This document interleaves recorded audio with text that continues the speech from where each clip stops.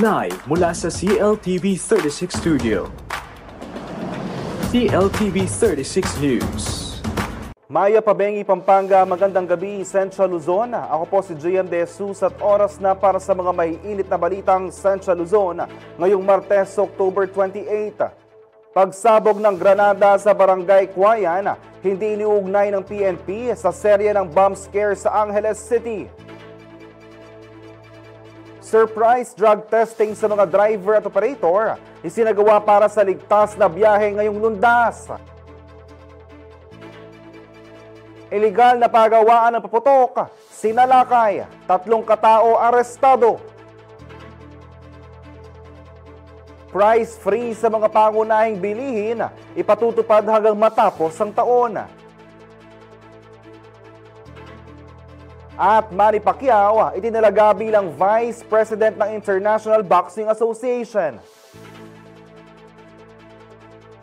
Nagdulot ng pangamba sa mga residente ng isang subdivision sa Barangay Cuayan, Angeles City, ang pagsabog ng isang granada noong Biyernes, October 24. Paglilinaw naman ng PNP, walang kinalaman ang naturang pagsabog sa serye ng bomb scare sa syudad.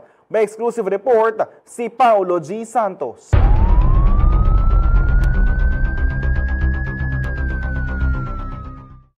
Sa CCTV footage na ito mula sa Savannah Subdivision sa Barangay Cuayan, Angeles City, makikita ang 2 lalaking tila nagmamanman sa lugar. Tahimik ang paligid ngunit mapapansin ang kilos ng mga lalaking ito. Paikot-ikot wari may inoobserbahan.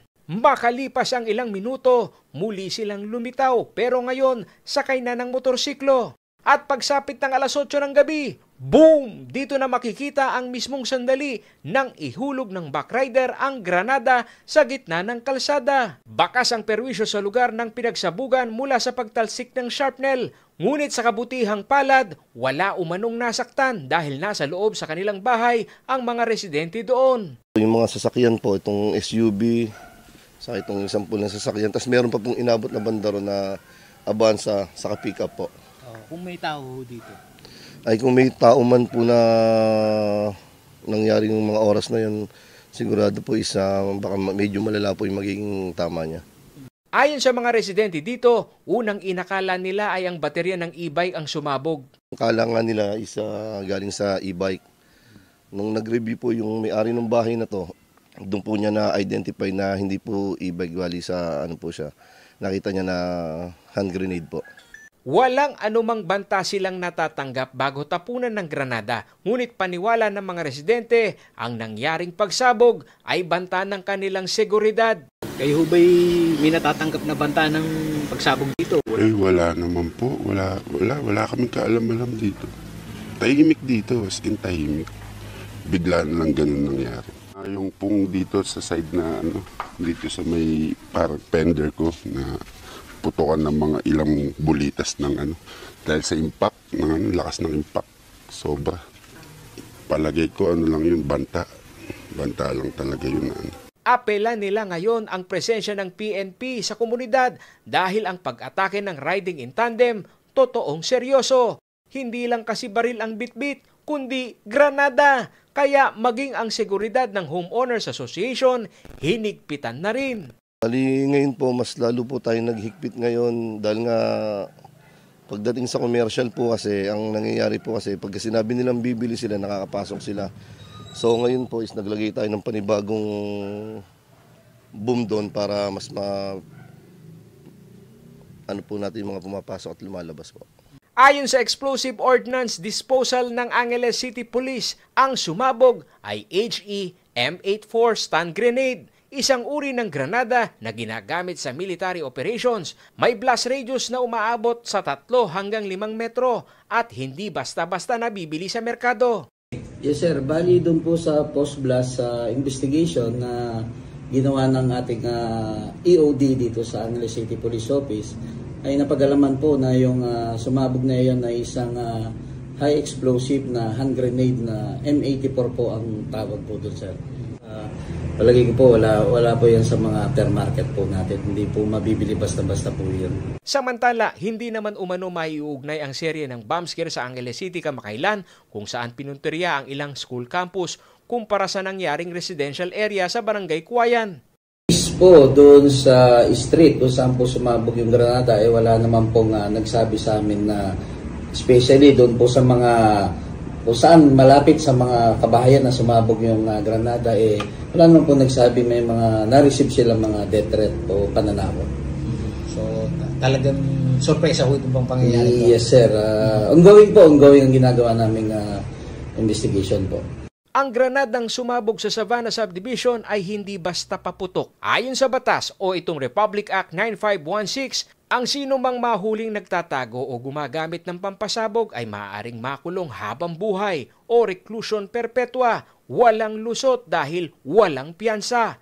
Pero sa likod ng mga batas na mahigpit, nariyan pa rin ang hamon, ang riding in tandem culture na patuloy na bumabalot sa ating lansangan. Batay sa datos ng Philippine National Police, mula 2016 hanggang 2021, mahigit 19,000 na krimen na ang kinasangkutan ng tandem riders. Higit 7,000 rito ay kaso ng pagpatay. Sa iisang segunda lang, maaaring mawala ang buhay at sa loob ng ilang minuto, nakatakas na ang salarin. Paulo G. Santos, CLTV News.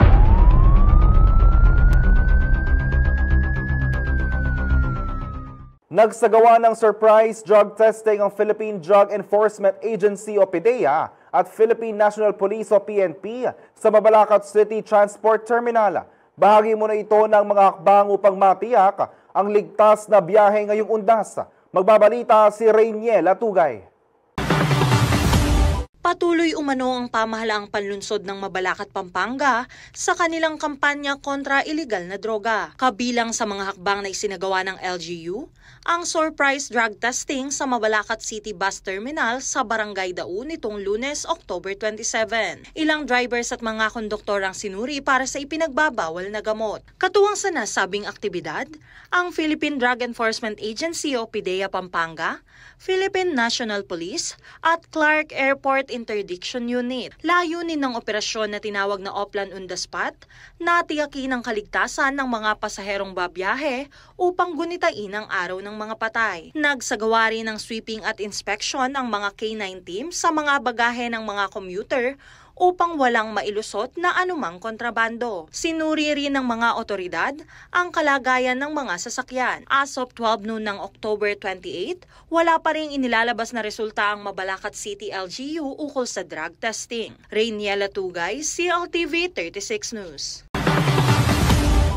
Lalarga muli ang biyaheng arangkada sa mga expressways na hawak ng Metro Pacific Tollways Corporation. Isinusulong nito ang kaligtasan at maayos na biyahe ng mga motorista at commuters sa undas. Naritong report. Muling ipapatupad ng Metro Pacific Tollways Corporation o MPTC ang Motorist Assistance Program nito bilang bahagi ng paghahanda para sa kaligtasan at maayos na biyahe ng mga motorista at commuters sa undas. Ilalarga na ang biyaheng arangkada ng MPTC Miyerkules, October 29 hanggang Lunes, November 3 na may layuning paigtingin ng safety operations sa pamamagitan ng personal deployment, 24/7 na traffic monitoring at kahandaan ng quick response teams.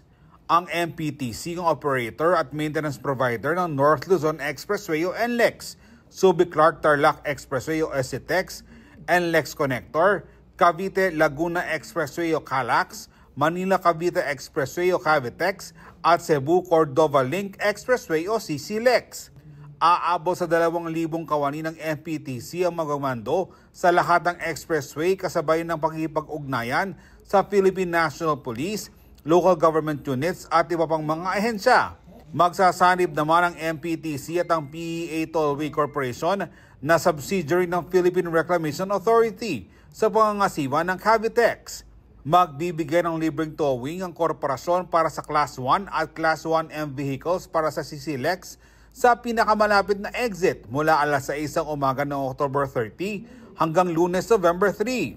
Ipagpapaliban din ang pagkukumpuni ng mga expressway sa nabanggit na petsa para sa mabilis sa daloy ng trapiko. Maghahatid ng libreng tubig, libreng wifi at charging station sa mga piling lugar ang MVP Group na kinabibilangan ng MPTC. Maaari ding gamitin ng MPT Drive Hub app para sa real-time traffic updates, reloading ng RFID at road assistance. Payo nito na planuhing mabuti ang gagawing biyahe at iwasan ng peak hours, partikular sa Miyerkules ng hapon, Huwebes ng hapon hanggang Biyernes ng gabi, umaga ng November 1, hapon ng November 2 at umaga hanggang tanghali ng November 3. Ako si Jody Dizon Mercado para sa CLTV 36 News. Makisali sa diskusyon ng ating mga balita. I-post ang inyong mga komento at reaksyon sa inyong napanood na mga balita sa ating social media platforms. Sa Facebook, CLTV36 Official, CLTV36 News. Sa X, CLTV36. Instagram, CLTV36 Official. At sa aming YouTube channel, CLTV36 Official. Manatili nakatutok para sa iba pang mga balita ngayong araw.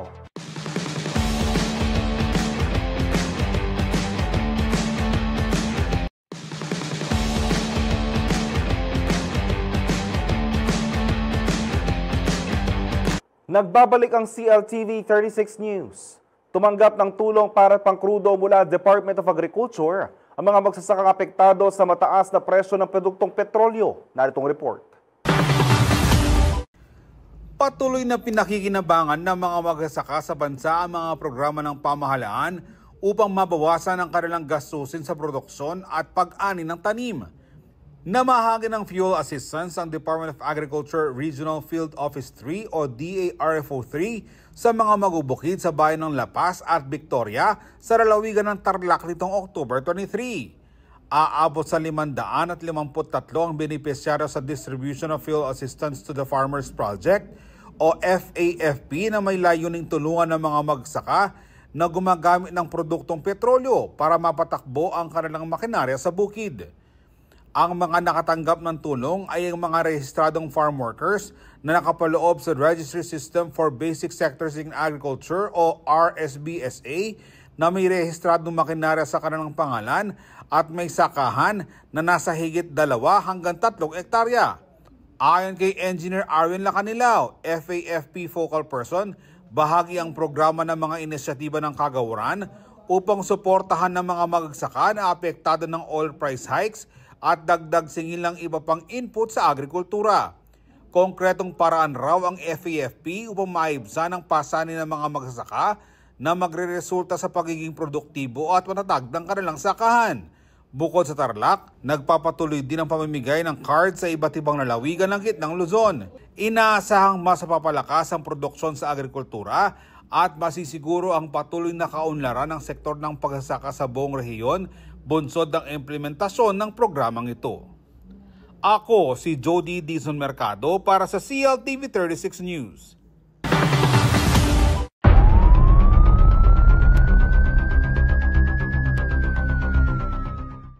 Samantala, habang papalapit ng Kapaskuhan at pagsalubong sa bagong taon, mas pinaigting ng Bulacan Police ang operasyon laban sa mga iligal na pagawaan ng paputok. Kaugnay nito, 3 sospek sa lalawigan na naaresto matapos mahuling gumagawa ng paputok nang walang kaukulang permiso mula sa PNP. Magbabalita si Raymond Tasoy.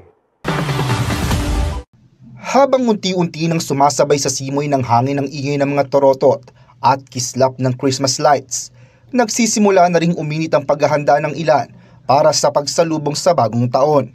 Dahil dito, mas mahigpit ang ginagawang pagbabantay ng mga otoridad laban sa mga iligal na pagawaan ng mga paputok. Kaugnay nito, sa magkahiwalay na operasyon ng Bulacan Police Provincial Office nitong Lunes, October 27, 3 individual lang naaresto sa bayan ng Santa Maria at Bukawi matapos mahuling gumagawa ng mga paputok nang walang kaukulang permiso mula sa Philippine National Police Firearms and Explosives Office. Sa Barangay Pulong, Buhangin, Santa Maria, 2 babae ang nasa kote ng mga tauhan ng Santa Maria Municipal Police Station. Na-recover sa kanila ang 3 kahon ng hindi pa tapos na paputok at isang drill na ginagamit sa paggawa nito. Samantala, sa Bukawi naman, nakilala bilang Fireworks Capital of the Philippines, nahuli rin ang isang 22 anyos na lalaki na kinilalang si alias John John sa Sitio Bigunan, Barangay Binyang First. Nasamsam sa kanya ang 23 kilos ng potassium chlorate, ilang bahagi ng baby rocket at mga natapos ng paputok. Binigyang diin ng mga otoridad na mahigpit nilang ipatutupad ang Republic Act No. 7183 o ang Firecracker Law at hinikayat ang mga negosyante at residente na sumunod sa batas upang maiwasan ang disgrasya. Pinaalalahanan naman ng Bulacan PNP ang publiko na gumamit lamang ng mga aprobadong paputok at iwasan ang mga gawa sa iligal na pabrika. Matatandaang nito lamang October 22, 2 ang nasawi matapos ang naganap na pagsabog sa isang illegal fireworks factory sa Barangay Partida, Norzagaray, Bulacan. Raymond Tasoy, CLTV 36 News.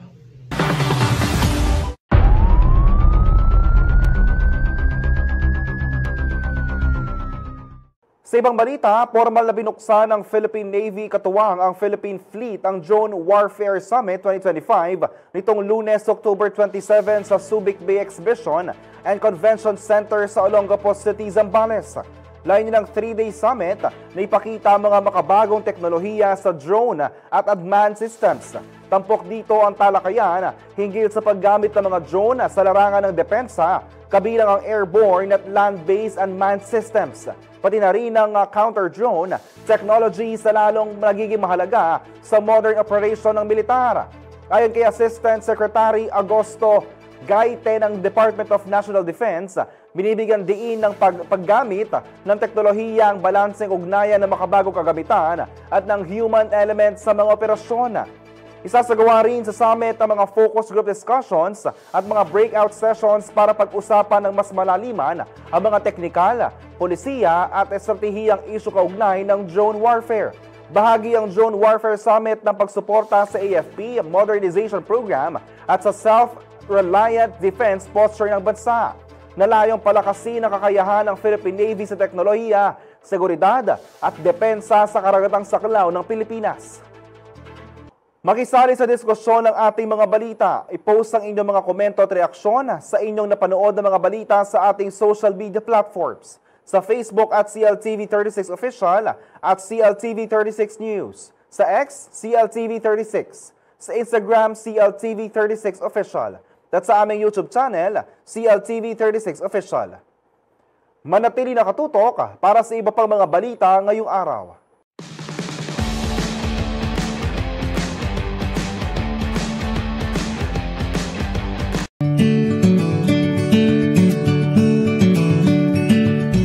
Malaking ginhawa ngayon sa marami nating kababayan ang pagkuha ng delivery services para may padala ang iba't ibang mga bagay. Kaya naman mahalagang matiyak na iwas perwisyo at dekalidad na serbisyo ang may hahatid sa bawat Pilipino.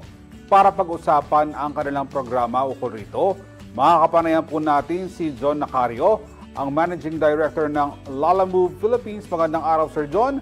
Bakit nga ba importanteng pag-usapan ng delivery safety ngayong holiday season? Magandang araw po, Sir Jody, at maraming salamat po sa pag-imbita. So, kaya po napaka-importanting pag-usapan ng delivery safety ngayong holiday season. Kasi po kapag Pasko, triple ang orders natin, Napakaraming mga regalo, pagkain at online shopping na pinapadala ng ating mga users. So, kaya madalas din po with all of the Christmas rush, marami pong mga maliliit na pagkakamali, Gaya ng nagkakapalit-palit yung mga address, mali yung mga item na napapadala. Kahit po yung mga riders, nagkakalituhan na din po kung saan ba talaga yung pick-up location at sino yung kailangan nilang hanapin. So, kaya po sa panahon po nito, dahil napakadali po makalusot ng mga maliliit na bagay dahil stress na tayo at marami tayong inaasikaso, minabuti po ng Lalamove in partnership with DTI na magkaroon po ng mga simple reminders para lang po maging hassle-free ang Christmas deliveries natin.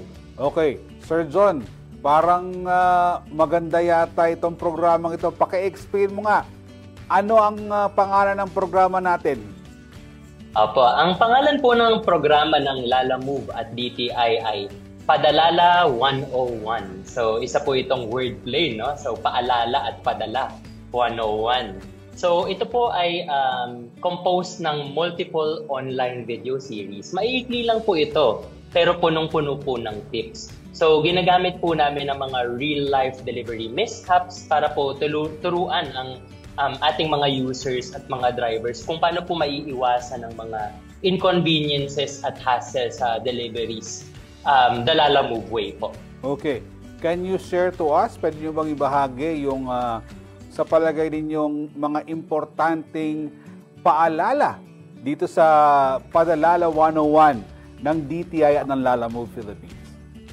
Opo. So, katulad na lang po ng halimbawa na dapat nating alalahanin under Padalala 101 po, no, ay siguraduhin na ang communication po between partner-driver, Lalamove partner-driver at user ay nangyayari sa Lalamove app para po secure at documented ang exchanges. Pangalawa po, dapat siguraduhin po ng ating mga users na tugma ang mga detalye na nakikita nila sa app. So for example po, may Lalamove driver, partner driver na dumating para po pick upin or i-deliver ang items. Dapat po siguraduhin natin na match ba yung mukha niya doon sa Lalamove app booking ko, yung dumating ba na sasakyan ay yun din yung nakikita ko sa app, at yung plate number, yun din ba yung nakikita ko sa app. Kasi po kapag nagkakalito-lito na po tayo at hindi na po natin tinitingnan yung mga ganong detalye po, nagkukos po ito ng mga inconvenience at hassle. So kaya po ang isa po sa mga paalala ng Lalamove under Padalala 101 ay kapag hindi po tugma, huwag ibigay yung item. So no match, no give po tayo. 4 na salita lang po ang kailangan nalalahanin ng ating mga users. No match, no give. So kung hindi po verified ang details, huwag ibibigay ang item para iwas abala. Sir John, just in case, talagang sigurista itong nagpapadala, hindi naman nawawala talaga yon. Meron bang mga secondary measures kayo na pwedeng gawin, like identification ng driver besides from the app na pwede nilang tignan na, Sir John? Opo. So, bago pa po magpadala ang ating mga users ng kanilang mga item, no, si Lalamove po ay meron ng due diligence na ginagawa. Ang tinatawag po namin dito ay facial recognition. Pero in a bit more explanation po, ito po ay isang Face ID verification system na ginagawa ni Lalamove para masigurado na yung may hawak ng account ay match po dun sa driver.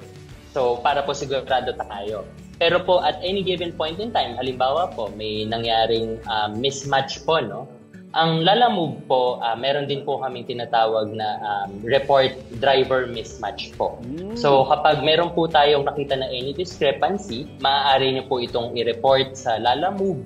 At pag nagawa niyo po itong pagre-report na ito, iimbestagahan po syempre ni Lalamove yan at ima-match din po namin kayo sa panibagong driver. Para po convenient and seamless lang yung proseso natin.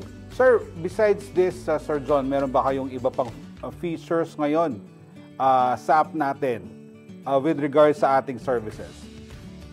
Opo, so meron po tayo na ang tinatawag ay bukod dun sa driver facial recognition, meron din po tayong yung report mismatch. Pero po meron din po kaming ni-launch recently na additional service po. Ito po ay libre lang. So wala po itong kahit anong bayad na hinihingi sa mga users. Ang pangalan po nito ay request driver to show face and yung driver app profile. So ano pong itsura nito?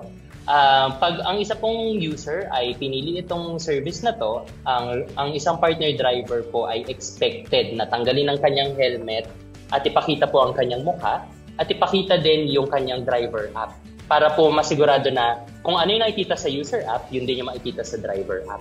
So ito po ay additional security measure po na nagsisigurado na lahat po ng drivers na tatanggap ng order na may ganitong service ay willing to support and cooperate po to make sure na may peace of mind po yung mga users natin. And I think may role po dito yung iba nating government agencies to make this successful, Sir John. Opo. Kami nga po ay nagpapasalamat sa DTI, no? Dahil ang Padalala 101 po ay hindi lang proyekto ng Lalamove. Ito po ay proyekto ng Lalamove together with DTI. So, ang DTI po ay isa pong joint educational campaign partner ng Lalamove na nagnanais na itaguyod ang mas safe, mas protektado at mas maayos na pagpapadala ngayong panahon ng Kapaskuhan. So ito pong aming mga reminders na part of the video series ay sinisiguradong aligned sa consumer protection standards ng DTI. Sir John, siyempre, coming from the individual, mayroon tayong mga small business owners din, no? Yes, siyempre, maraming yan sa negosyo nila, magagamit yung app natin, yung Lalamove, no? Yung services natin. Ano yung pwede yung anong practical tips kaya ang pwede nilang gawin para ma-maximize yung serbisyo ng Lalamove? Opo. Napakagandang tanong po niyan, no? Ang unang-una po, syempre, siguraduhin po natin na pag pumipili po tayo ng sasakyan, ito po ay naaangkop dun sa mga item na ipapadala natin. So, for example po, magpapadala po tayo ng isang bulky item na lagpas 20 kilograms na, no? Dapat po, hindi na po natin ipagsiksikan sa motor to kasi hindi lang po ito risky para po sa safety ng item nyo. Ito po ay isang hazard din po sa aming mga partner drivers. Dahil po baka sila po ay magkaroon ng safety hazard on the road, so hindi po talaga safe yun. So pangalawa po na practical tips po, no, ay siguraduhin na ang mga address, PIN, at yung mga contact number at contact person po ay tama. Kasi po kapag mali yung PIN or mali yung address or mali yung numero po na nilagay natin, magko-compound po yan. Magkakaroon ng miscommunication between the partner, driver, and user. So maghahanapan ngayon po sila, no? So kapag nagkahanapan po sila at magkagirian, kasi po medyo high stress period po ang Pasko. So baka po magkasamaan din ang loob at mawala din yung item kasi po hindi sila makapag-coordinate ng maayos. So dapat po siguraduhin na lahat ng detalye na nilalagay dun sa booking ay tama. Last tip na lang po, no?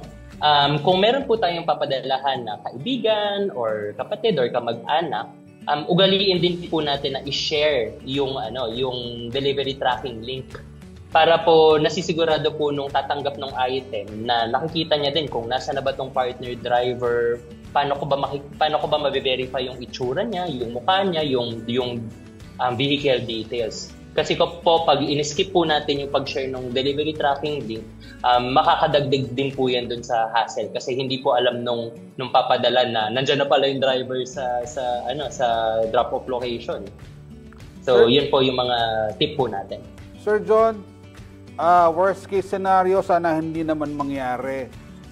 Kung sakali man mapunta tayo sa puntong iyon, nagkaroon ng konting aberya, Sir John, ano ang unang dapat gawin ng consumer natin na gawin ng service ng Lalamove? Opo. So, ang pinaka-unang dapat po nitong gawin pag nagkaroon tayo ng aberya ay kontakin nyo po ang Lalamove. So, sa bawat isang booking po, meron po tayong isang report feature. Chat feature po ito na maaari nyong makausap immediately ang aming customer support team. So, yun po yung pinakauna nyong dapat gawin. Kasi po, ito po ay ang aming official channel at para po masuportahan namin kayo agad at makuha namin ng mga detalye. Meron din po kasi mga instances na nauuna ang ating damdamin, no? So, bago po tayo mag-chat sa Lalamove or mag-report sa CS, nauuna po na i-post natin siya sa social media. Hindi naman po masama yun, pero po mas matatagalan po kasi ang ating pag-imbestiga kapag hindi po siya dinaan sa formal and appropriate channels. So para lang po masigurado na may tamang aksyon at mabilis na solusyon, i-chat nyo po agad si Lalamove at i-report nyo po ito. At ang pangalawa po is make sure na kapag may pinapadeliver po tayo, meron tayong complete delivery records tulad ng picture po ng item na ipapadala. Kung meron din po kayong nakuha ang consent mula sa partner driver, picture po niya kasama yung item na ipapadala niyo po para meron din tayong basis na ito talaga yung partner driver na dumating. At syempre po, proof of amount din. So halimbawa, worst case na lang din po, nawala, na-damage yung item. Kapag meron po tayong proof of amount, tulad po ng invoice or official receipt, meron din po tayo magiging basehan kung halimbawa po magkakaroon po tayo ng resolution dun sa in-escalate po na issue. Panghuli na lamang po, nabitin nga ako sa oras natin, pero panghuli na lang, Sir John, no? Unang-una, para sa mga riders natin, napakaraming riders dito sa Central Luzon, no?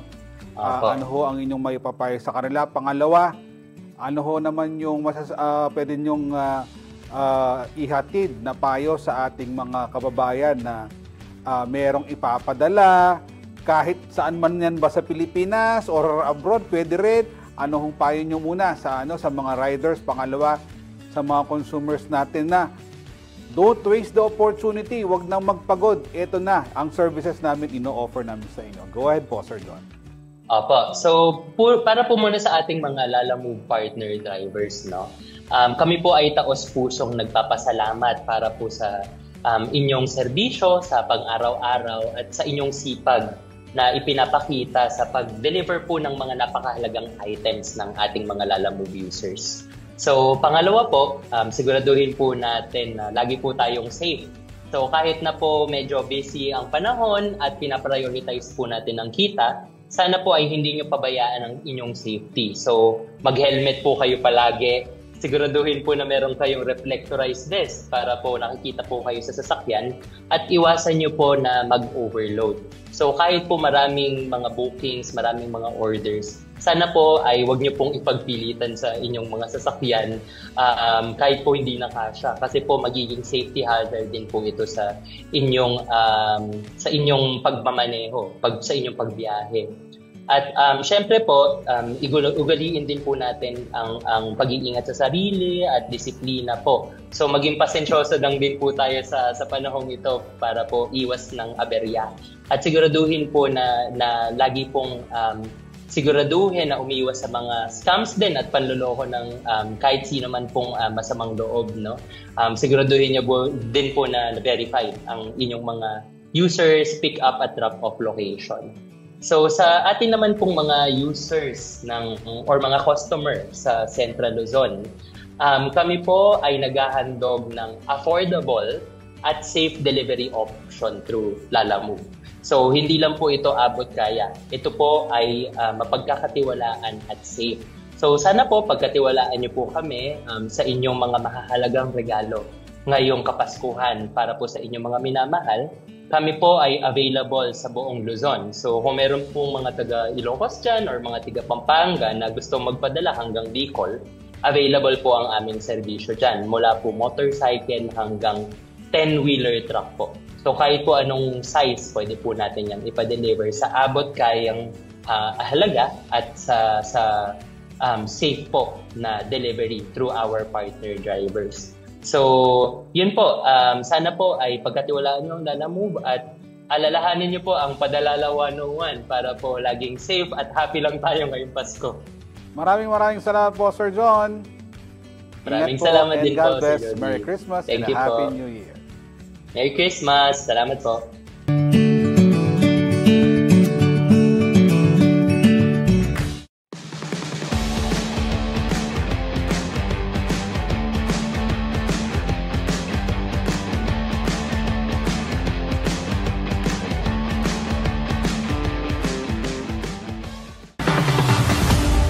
Nagbabalik ang CLTV 36 News.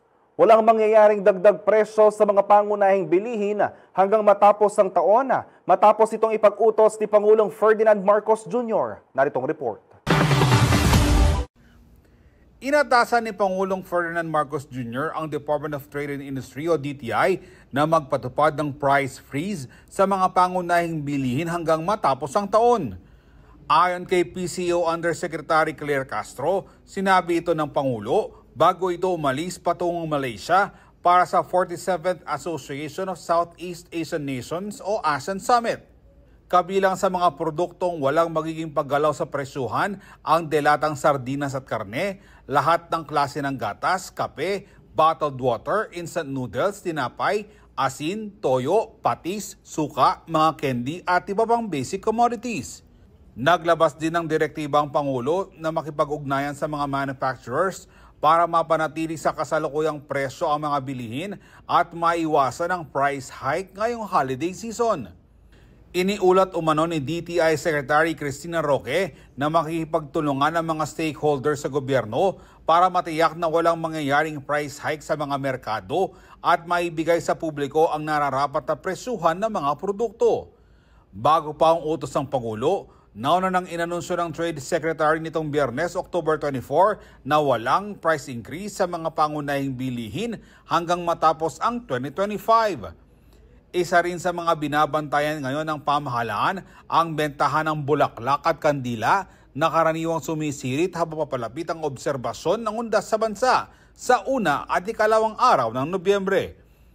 Batay sa Republic Act 7581 o ang Price Act, may mandato ang DTI na maglabas ng suggested retail price upang maging gabay sa mga consumers at negosyante, subalit voluntaryo lamang ito at hindi otomatikong sinusundan. Isa sa mga salik na ikinokonsidera ng DTI sa pagpapatupad ng price ceiling ang pagsusuri sa presyo ng mga bilihin bago muling magpatupad ang SRP at may sapat na supply ng mga produkto. Kung mataas at hindi makatarungan ang presyo ng basic commodity, maaaring irekomenda ng ahensya sa Pangulo na magpatupad ng price ceiling. Ako si Jody Dizon Mercado para sa CLTV 36 News. Samantala, alam nyo ba na may masarap na tamarind juice na tanging sa Magalang, Pampanga lang matatagpuan? At unang pagkakataon, pwede na rin itong matikman ng ating mga kababayan sa Metro Manila.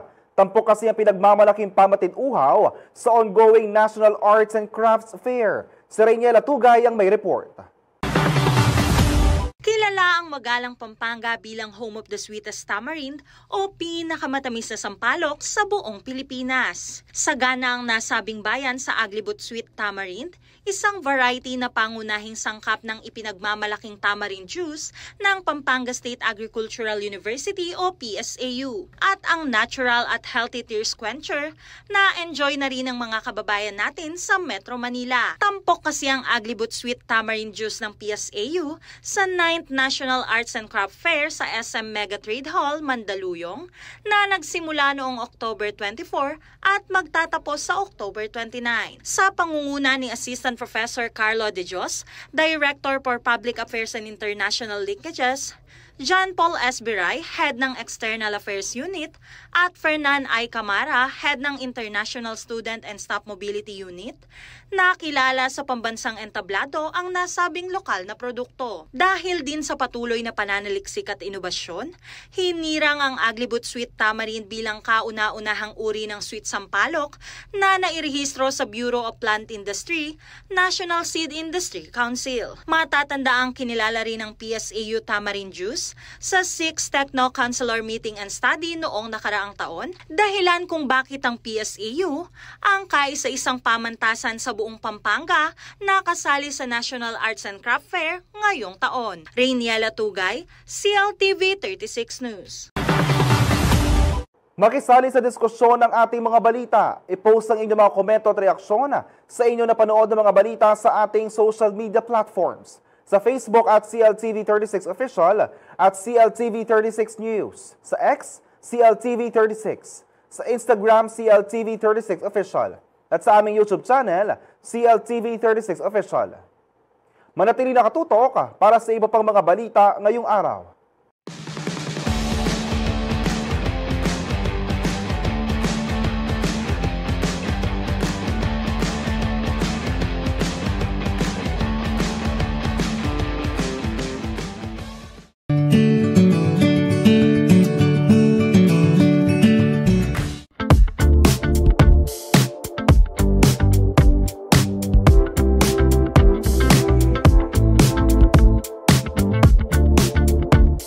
Magandang araw, Kabalen! Sa panahon ngayon, hindi lang tungkol sa pagpapaganda ang usapang aesthetic, kundi kasama na rin ang ating kalusugan, confidence at holistic wellness. Kung kaya naman ngayong araw, kilalanin natin ang isang local brand na gumagamit ng mga makabagong teknolohiya at science approach sa pagpapaganda. Ito ang Skin Science and Beyond Aesthetic and Wellness Center Incorporated dito sa City of San Fernando, Pampanga. Sa kanilang elegant at relaxing na ambience, bawat bisita ay agad na nakakaramdam ng kakaibang comfort.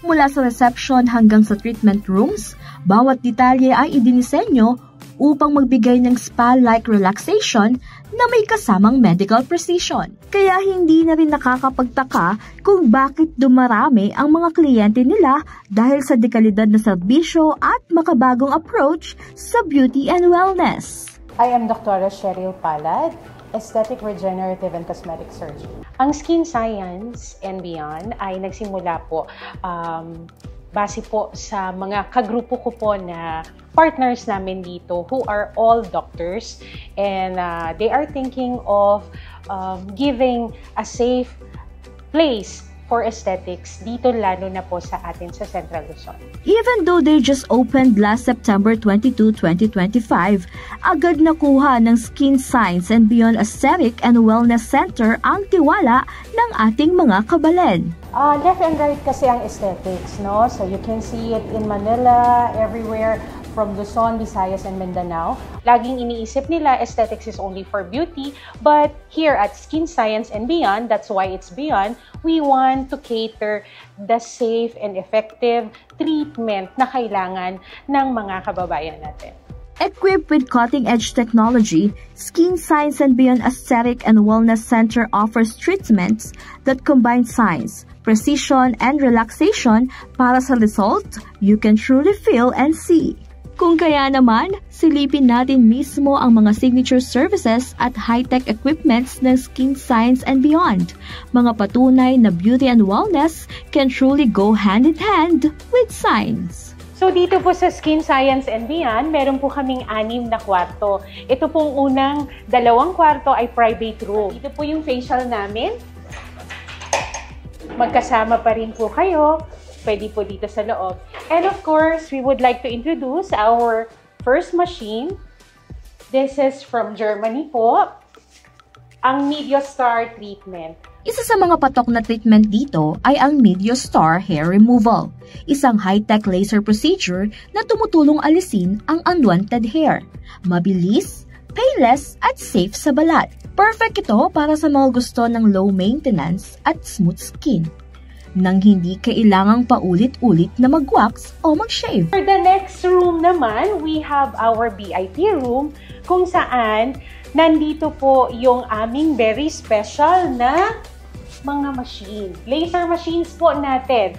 Isa din sa mga bida sa kanilang equipment lineup ang Dermablade Laser para sa mga gustong ma-refresh ang kanilang skin. Ginagamit ito para mabawasan ang acne scars, fine lines at uneven skin tone, habang pinapaganda ang overall glow ng balat.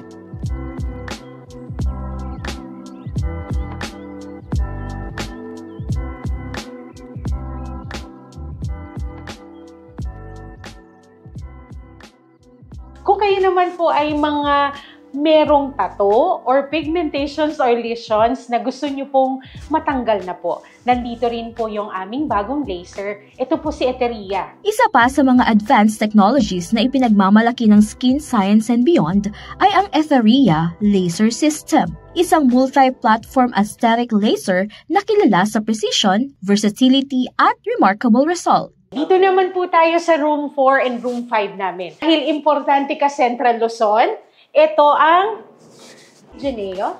Ang Geneo X po, nag-iisa po ito sa Central Luzon. Napaka-special na facial po, facial treatment na pang-Hollywood baga para po sa atin dito sa Central Luzon.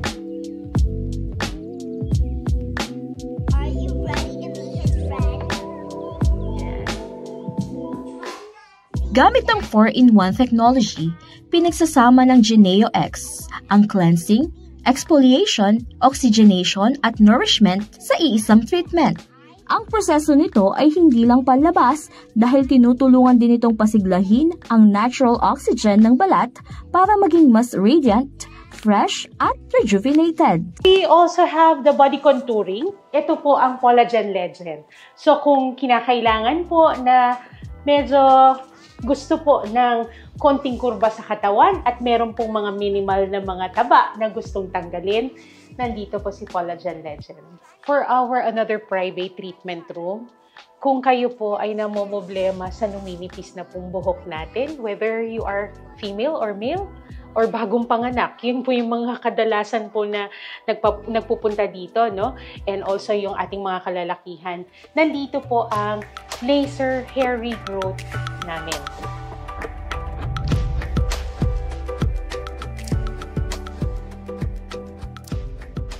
In-demand din na treatment dito sa Skin Science and Beyond ay ang laser hair regrowth, isang non-invasive procedure na tumutulong para mapalakas muli ang pagtubo ng buhok gamit ang scientifically tested light technology. Nandito din po si Ultera, ang ating pong non-surgical facelifting na available din po sa Skin Science and Beyond. Sa dami ng makabagong teknolohiya at specialized treatments na hatid ng Skin Science and Beyond, malinaw na hindi lang ito basta aesthetic clinic. Ito ay isang wellness destination kung saan ang science at innovation ay nagsama para sa confidence na kita sa bawat glow. Sinisiguro rin nila ang kapakanan at kaligtasan ng kanilang mga kliyente. Kaya bago isagawa ang anumang treatment, dumadaan muna sa masusing consultation upang matiyak na ang bawat proseso ay akma sa kanilang pangangailangan. Skin Science and Beyond ay binubuo po ng mga doktor. Hindi lamang po sa pagpapaganda. Kasama po doon ang mga doktor na tulad po ng cardiologist, endocrinologist, pedia, internal medicine, and even neuro. Kasi po ang approach namin is more on science and medicine based. Kinakailangan na ang bawat treatment po namin dito ay base po sa personal na pangangailangan ng kalusugan bago po ang kagandahan.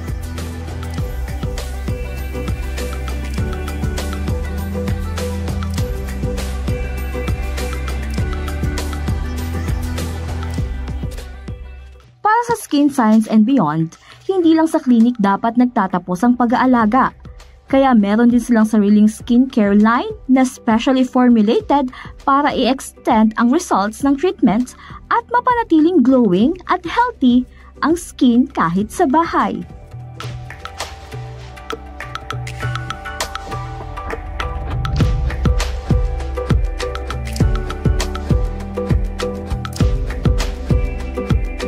Kombinasyon ng makabagong teknolohiya, expert care at personalisadong serbisyo, patuloy na pinatutunayan ng Skin Science and Beyond Aesthetic and Wellness Center Incorporated na ang tunay na ganda ay bunga ng siyensya, malasakit at tiwala. Karehiyon, Central Luzon, iniimbitahan po namin kayo dito sa Skin Science and Beyond para po sa inyong kalusugan, kaligtasan at kagandahan. Maaari po kayong tumawag sa 0928-979-6797.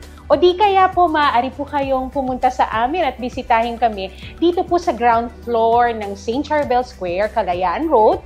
That's along MacArthur Highway dito po sa San Fernando, Pampanga.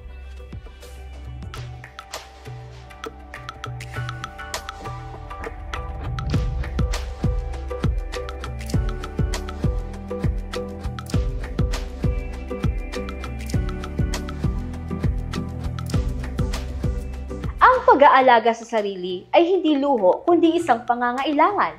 Kung kaya naman kung kayo po ay naghahanap na mapagkakatiwalaan, dito lang yan sa Skin Science and Beyond Aesthetic and Wellness Center Incorporated mararanasan. At yan po ang ating business news. Ako po si Danny Gagino para sa CLTV 36 News.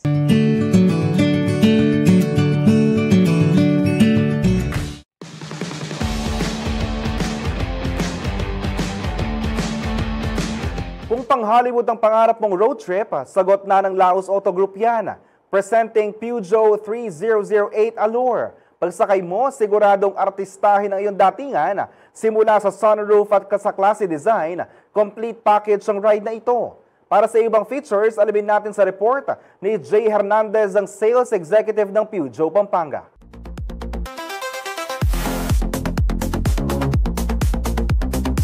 Hi, my name is Jay Fernandez and I'm the Sales Executive of Peugeot Pampanga.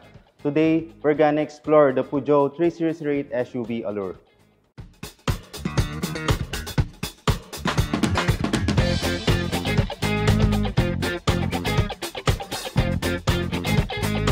Peugeot 3008 SUV presents a striking design with premium line materials.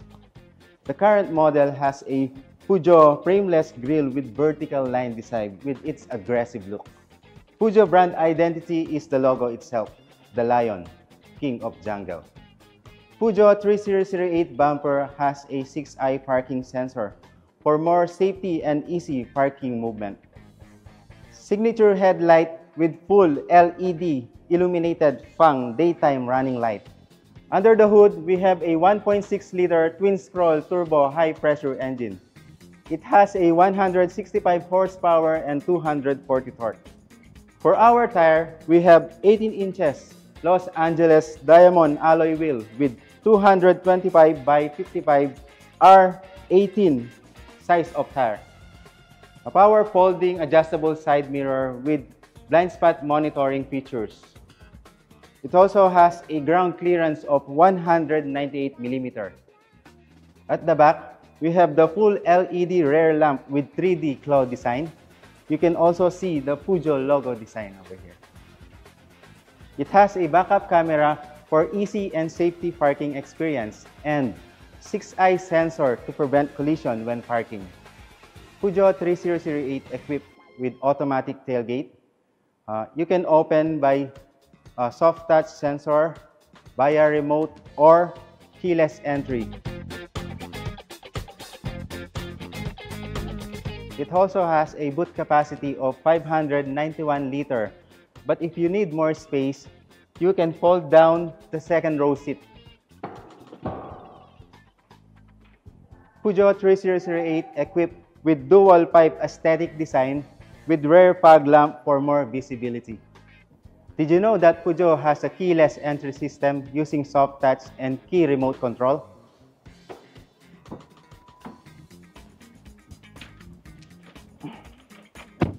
Peugeot has compact steering wheel with sporty looks, with tilt and telescopic adjustment. Behind the wheel, we have a manual mode for sports feel, and it has a cruise control and limit speed control. Peugeot dashboard designed with 12.3 digital heads-up display with 5 different modes to choose. Minimum, personalize, navigation, driving, and dial mode. It has also a toggle switch chrome design, piano key design for easy access to music, air conditioning, navigation, vehicle setting, Bluetooth, and media. It has also a wireless charging and a advanced grip control with 5 different modes. Peugeot 3008 equipped with a sports mode. It has a button. You can just press the sports mode button to feel the sporty looks of the car while driving. For our seat, we have a black leather with brown stitches for aggressive and stylish design. Peugeot 3008 has a 5 seating capacity. Peugeot 3008 equipped with a panoramic sunroof.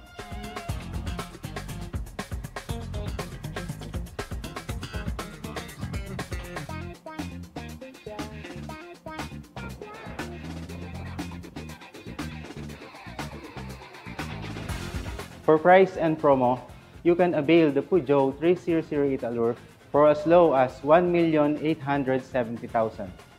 And if you avail this unit, you can get a free Laos Group Cares 24/7 roadside assistance worth of 32,500 pesos and Upor Optic Tint. For inquiries, you may call or text us to 0999-223-0313, or you can visit our showroom located at the Laos Group Complex, Jose Habad Santos Avenue, City of San Fernando.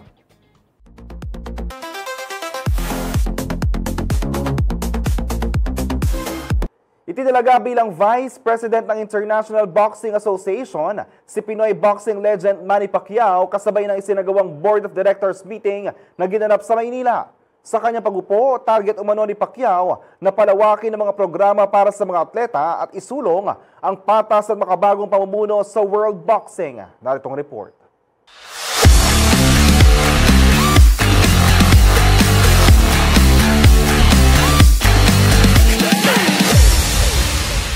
Isang bagong yugto sa karera ni boxing icon Manny Pacquiao ang binuksan matapos siyang hirangin bilang Vice President ng International Boxing Association sa ginanap na Board of Directors meeting sa Maynila nitong Lunes, October 27. Ang pagkakahirang kay Pacquiao ay itinuturing na makasaysayan dahil mula sa pagiging 8th Division World Champion, ngayon ay gaganap naman siya bilang isa sa mga pinuno ng pandaigdigang samahan ng boxing.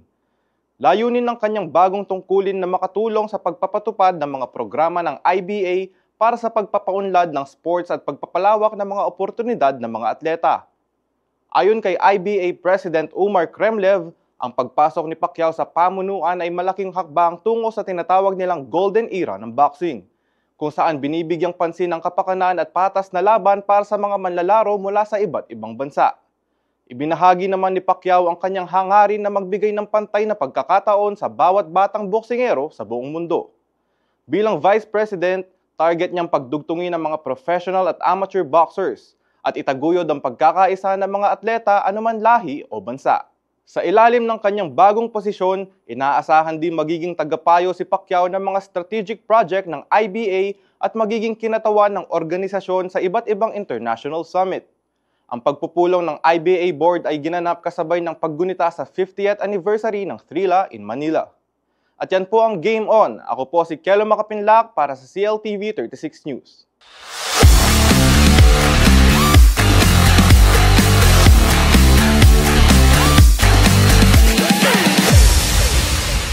Hindi lang ganda, kundi humor at talino ang puhunan ng pambato ng Pilipinas sa Miss Earth 2025 na si Joy Barcoma. Sa kanyang witty captions at viral interactions, kinagigiliwan siya ngayon ng mga netizens habang patuloy na lumalaban para maibalik ang corona sa Pilipinas. Ang buong detalye sa Chika Express ni Danny Cagino.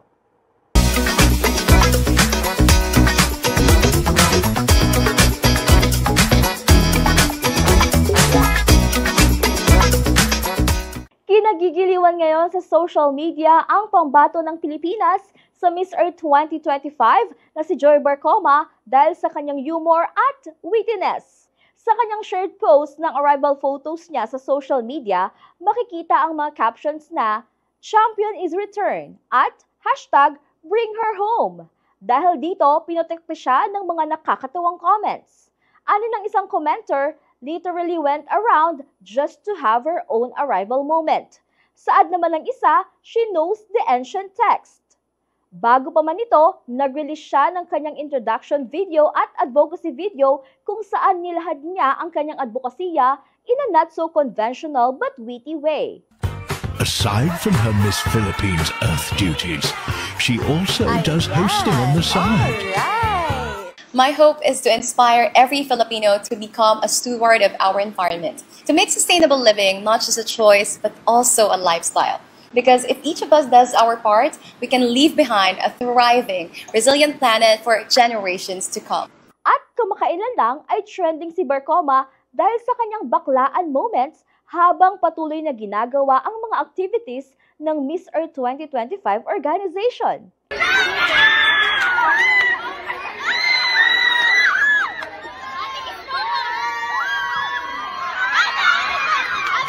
Ano po ulam niyo, ma'am? Kakain tayo. Kumain ka na. Yun, ma'am, masarap po yung manigay. Basta kamayin ko po yun. Sige, ma'am. Kinamay ko na. Sige po, kamayin mo lang. Hindi lang kayo. Mas binsot pa po kami. Kain po. Ang mga netizens tawang-tawa sa hirit ni Joy sa social media. Ngunit hindi lang puro good vibes ang hatid ni Joy dahil layunin rin niyang maibalik ang corona ng Miss Earth 2025 sa Pilipinas sa darating na Coronation Night sa November 5. And I would like to break norms by showing to everybody that you can always speak up for the people regardless if you have a crown or not. At yan po ang ating Chika Express. Ako po si Danny Cagino para sa CLTV 36 News.